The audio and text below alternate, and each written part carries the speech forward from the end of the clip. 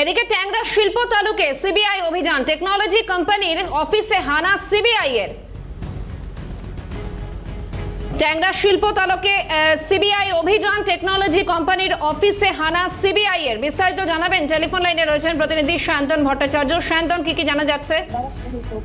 আজকে সকালে কিন্তু কানোরিয়া হাউসে সিবিআই অভিযান হয়েছে এবং যে 1000 কোটি টাকার যে ব্যাংক ফ্রড, সেই ব্যাংক ফ্রডের সূত্র ধরে সেই অভিযান হয়েছে এবং তারপরে দেখা যাচ্ছে যে ট্যাংরাতে যে শিল্প তালুক রয়েছে সেই শিল্প তালুককে সিবিআই এর একটি প্রতিনিধি দল আছে এবং যে ওয়ার টেকনোলজি, সেই টেকনোলজির যে কোম্পানির অফিস রয়েছে সেই অফিসে কিন্তু তল্লাশি অভিযান চালায় এবং 1999 সালে এই কোম্পানি তৈরি হয়েছিল। কিন্তু দেখা যাচ্ছে কানোরিয়া ফাউন্ডেশনের সঙ্গে এই কোম্পানির যোগ রয়েছে এবং এই যে টাকা ইতিমধ্যে ফ্রড হয়েছে, সেই টাকা এই কোম্পানির মাধ্যমে কোথাও ইনভেস্ট হয়েছে কিনা বা কোথাও পাচার হয়েছে কিনা, সেই বিষয়টা কিন্তু সিবিআই আধিকারিকরা তারা খতিয়ে দেখছে। এর আগেও সিবিআই সূত্রে খবর যে আগেও কিন্তু এই কোম্পানিতে প্রায় 1 বছর আগে সিবিআই আনা হয়েছিল।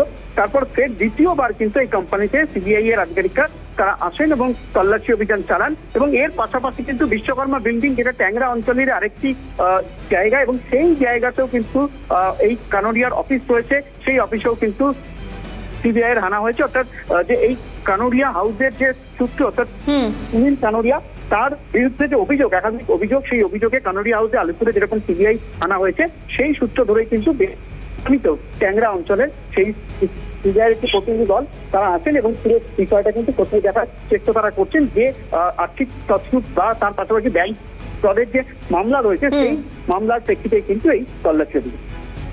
ধন্যবাদ শান্তন।